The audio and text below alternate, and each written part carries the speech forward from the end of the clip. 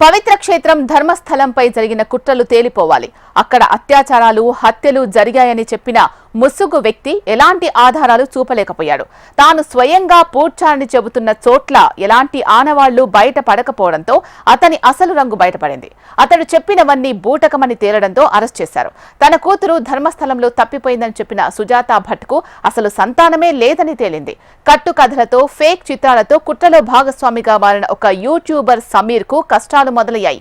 ఇంతకీ ఈ ధర్మస్థలంపై కుట్ర వెనుక ఎవరున్నారు, ఎందుకు ఈ అసత్య ప్రచారానికి దిగారు అనేది తేలాల్సి ఉంది.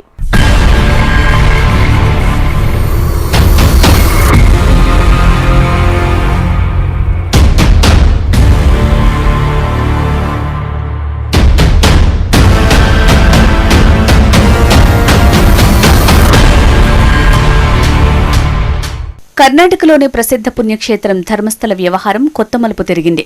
జాతీయ స్థాయిలో సంచలనం సృష్టించిన సామూహిక మృతదేహాల ఖననం కేసు చిక్కుముడి క్రమంగా వేడుతోంది. ఈ వ్యవహారంలో తప్పుడు సమాచారంతో ప్రభుత్వాన్ని, ప్రజల్ని తప్పుదారి పట్టించిన ముసుగు వ్యక్తి భీమాను సిట్ అధికారులు అరెస్ట్ చేశారు. ధర్మస్థలకు చెడ్డ పేరు తెచ్చే ప్రయత్నం చేశాడని స్పష్టంగా బయటపడింది.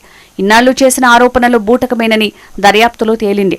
తప్పుడు సమాచారంతో ప్రభుత్వాన్ని, ప్రజల్ని తప్పుదారి పట్టించడంతో పోలీసులు తనపై చర్యలు తీసుకుంటున్నారు. ధర్మస్థల పరిసరాల్లో 100కు పైగా శవాలను తాను స్వయంగా పూడ్చిపెట్టానని నమ్మబలికిన ఈ మాజీ పారిశుద్ధ్య కార్మికుడు భీమా చివరికి వాటి ఆనవాళ్లు చూపకపోవడంతో సిట్ అధికారులు ఆగ్రహించారు. మాయమాటలతో మొత్తం వ్యవస్థను నమ్మించి చివరికి ఏమీ తెలియదని చేతులెత్తేశాడని తెలిపారు.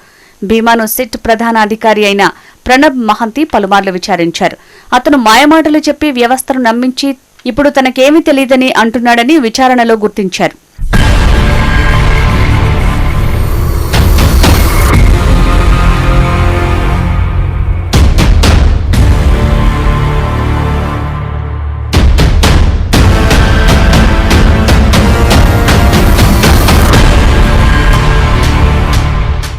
ఇంతకీ ధర్మస్థల కేసేంటి? ఎందుకు ఇంతగా సంచలనం సృష్టించింది? వివరాల్లోకి వెళ్దాం. కర్ణాటక దక్షిణ కన్నడ జిల్లాలో ధర్మస్థల ప్రముఖ ఆధ్యాత్మిక క్షేత్రం. ఇక్కడ మంజునాథ స్వామి ఆలయం శ్రీక్షేత్రగా ప్రసిద్ధి. హిందువులతో పాటు జైనులకు ధర్మస్థల ఎంతో పవిత్ర క్షేత్రం. కర్ణాటకతో పాటు నలుమూలల నుంచి ఇక్కడికి భక్తులు వస్తుంటారు. కాగా గతంలో ధర్మస్థలలో పనిచేసి వెళ్లిపోయిన ఓ పారిశుద్ధ్య కార్మికుడు ఇటీవల ముసుగు ధరించి వచ్చి సంచలన ఆరోపణలు చేశాడు. 1998 నుంచి 2014 మధ్య ఇక్కడ అనేక మంది మహిళలు, యువతులు హత్యకు గురయ్యారని, ఆ మృతదేహాలను నేత్రానది ఒడ్డున తానే స్వయంగా పూడ్చిపెట్టారని పోలీసులకు ఫిర్యాదు చేశాడు. అవన్నీ అనుమానాస్పద రీతిలో అదృశ్యమైన వారివని, లైంగిక దాడులకు గురై చనిపోయినట్లు అనుమానాలు ఉన్నట్లు ఆ వ్యక్తి చెప్పడంతో అందరినీ ఉలిక్కిపడేలా చేసింది. 2014 డిసెంబర్లో తమ కుటుంబంలోని ఒక వ్యక్తిని కొందరు లైంగికంగా వేధిస్తుండటంతో తాము అజ్ఞాతంలోకి వెళ్లిపోయామని, చేసిన తప్పు వెంటాడటంతో ఇప్పుడు బయటికి వచ్చి ఫిర్యాదు చేశానని అతను నమ్మబలికాడు. ఇందుకు సాక్ష్యం అంటూ ఓ పుర్రెను కూడా చూపించాడు. ధర్మస్థల విషయంలో నిజాలు నెగ్గు తేల్చాలని కొన్ని సంఘాలు ఆందోళనలకు దిగడంతో కర్ణాటక ప్రభుత్వం నిజాలను నెగ్గు తేల్చేందుకు ప్రత్యేక దర్యాప్తు బృందం ఏర్పాటు చేసింది. దీనికి ప్రణబ్ మహంతి నేతృత్వం వహించారు. భక్తుల మనోభావాలతో ముడిపడి ఉన్న ఈ వ్యవహారంపై దర్యాప్తు ఎంతో ఉత్కంఠ రేపింది. అయితే పారిశుద్ధ్య కార్మికుడు చెప్పిన చోట తవ్వకాలు జరపగా ఒక్కచోట మాత్రమే పుర్రెతో పాటు అస్పష్ట ఆనవాళ్లు కనిపించాయి. అయితే అది ఓ పురుషుడిదని తేలింది. అతడు చూపించిన అన్ని ప్రదేశాల్లో అధికారులు తవ్వకాలు జరిపారు. ఇందుకోసం సాంకేతిక పరిజ్ఞానం కూడా ఉపయోగించారు. కానీ ఒక్క ప్రదేశంలో మినహా మరెక్కడా కళేబరాలు, అస్థిపంజరాలు లభించలేదు. స్పష్టమైన ఆధారాలు లభించకపోవడంతో సిట్ అధికారులకు ఫిర్యాదుదారుడైన భీమా ఆరోపణలపై అనుమానం రేకెత్తింది.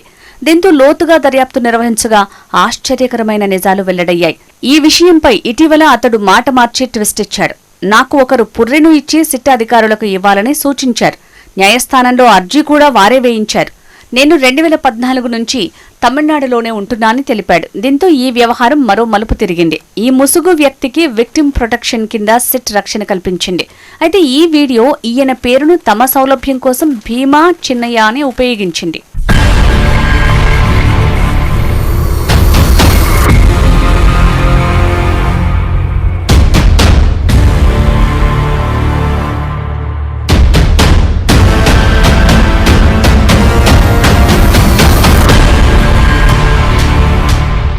కాగా ఇటీవల ఈ ముసుగు మనిషి మాజీ భార్య సంచలన విషయాలను బయటపెట్టారు.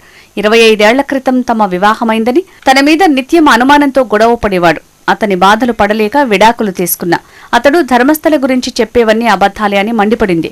డబ్బుల కోసం ఆశపడి పవిత్ర పుణ్యక్షేత్రం ధర్మస్థల పేరుకు మాయని మచ్చ తెచ్చేలా తన మాజీ భర్త ప్రవర్తించాడని ఆరోపించారు. అతడు నేత్రావతి స్నానాల ఘాట్లను శుభ్రం చేసే పనిలో ఉండేవాడు. ధర్మస్థలలో అత్యాచారాలు జరిగేవని, నది పక్కన శవాలు పాతిపెట్టారని, నగలు దోచుకునేవారని నేను ఎప్పుడూ వినలేదు. నాతో భర్త ఎప్పుడూ అలా చెప్పలేదు. జరిగే ప్రచారమంతా అబద్ధమని ఆమె పేర్కొంది. ఆ పుణ్యక్షేత్రం మీద ఏదో చేయటానికి కుట్రతో ఇలా ప్రచారం చేస్తున్నారని తెలిపింది. విడాకుల సమయంలో భరణం కోసం కోర్టుకు వెళ్తే నాకు జీతమే రాదు, భోజనం మాత్రమే పెడతారు, ఏమీ ఇవ్వలేను అని కోర్టులో చెప్పాడన్నారు. పుట్టింట్లో తల్లి పిల్లలతో కలిసి ఉంటున్నట్టు తెలిపింది ఆవిడ.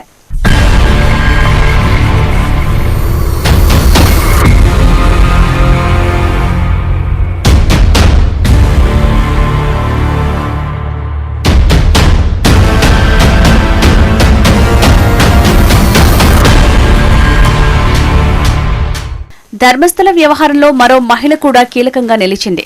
ఆమె చెప్పినవి కూడా కట్టుకథలని ఇప్పటికే తేలిపోయాయి. ధర్మస్థలలో తప్పిపోయిన తన కూతురు అంశంపై దర్యాప్తు చేయాలంటూ సుజాత భట్ అనే ఒక మహిళ దక్షిణ కన్నడ పోలీసులకు ఫిర్యాదు చేశారు. 2003లో స్నేహితులతో కలిసి ధర్మస్థలకు వెళ్లిన తన కుమార్తె అనన్య భట్ కనిపించకుండా పోయిందని ఆమె తెలిపారు.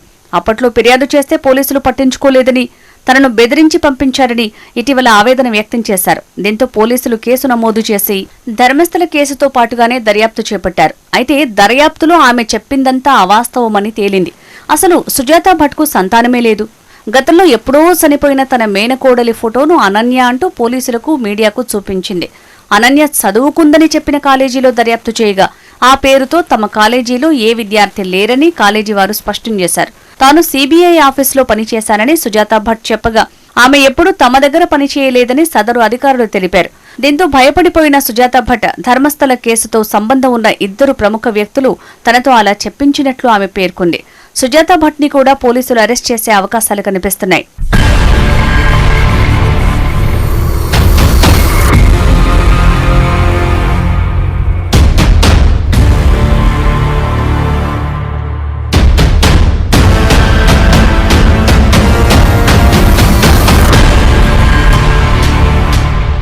ధర్మస్థలకు సంబంధించిన ఈ మొత్తం వ్యవహారంలో మరో కీలక వ్యక్తి యూట్యూబర్ సమీర్. ఈ పవిత్ర క్షేత్రంలో ఎన్నో అత్యాచారాలు, హత్యలు జరిగాయంటూ AI జనరేటెడ్ చిత్రాలతో కట్టుకథలు అల్లి యూట్యూబ్లో పెట్టడంతో కలకలం చెలరేగింది. దీంతో సిట్ అధికారులు అతన్ని విచారించే పనిలో పడ్డారు. ధర్మస్థల గురించి అసత్య ప్రచారం చేసినందుకు ఆయనపై చిక్కమగళూరు జిల్లా కడూరు తాలూకా పోలీస్ స్టేషన్లో కేసు నమోదైంది. అయితే యూట్యూబర్ సమీర్ కు మంగళూరులో జిల్లా సెషన్స్ న్యాయస్థానం అతడికి ముందస్తు బెయిల్ ఇచ్చింది.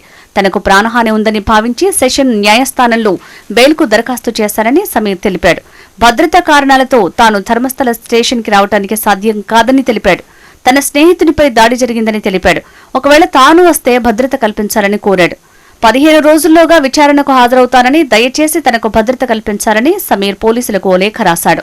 దేశవ్యాప్తంగా తీవ్ర చర్చనీయాంశంగా మారిన ధర్మస్థల అంశంపై బీజేపీ ఆందోళనకు దిగింది. పవిత్ర ధర్మక్షేత్రానికి చెడ్డ పేరు తెచ్చే విధంగా కుట్ర జరుగుతోందంటే ఇటీవల కర్ణాటక అసెంబ్లీ అట్టుడికిపోయింది. ప్రభుత్వం ఏం చేస్తోంది? ఇది దర్యాప్తా? హిందూ పుణ్యక్షేత్రంపై జరుగుతున్న కుట్రలో, అసత్య ప్రచారంలో కాంగ్రెస్ యూట్యూబర్లు, ఇతర మతస్థుల చేతిలో కీలుబొమ్మగా మారుతోందా అని బీజేపీ సభ్యులు ధ్వజమెత్తారు. విపక్షాల తీవ్ర విమర్శల నేపథ్యంలో సామూహిక ఖననం కేసుపై కర్ణాటక డిప్యూటీ సీఎం డీకే శివకుమార్ సంచలన వ్యాఖ్యలు చేశారు. ధర్మస్థల పుణ్యక్షేత్ర ప్రతిష్టను దెబ్బతీసేందుకు కుట్ర జరుగుతోందని, నిజం నిలకడ మీద తెలుస్తుందని అన్నారాయన. సిట్ దర్యాప్తుపై తనకు నమ్మకం ఉందని, త్వరలోనే ధర్మస్థలపై జరుగుతున్న కుట్ర బయటికి వస్తుందని, ఆరోపణలు రుజువు కాని పక్షంలో కఠిన చర్యలు తప్పవని హెచ్చరించారు.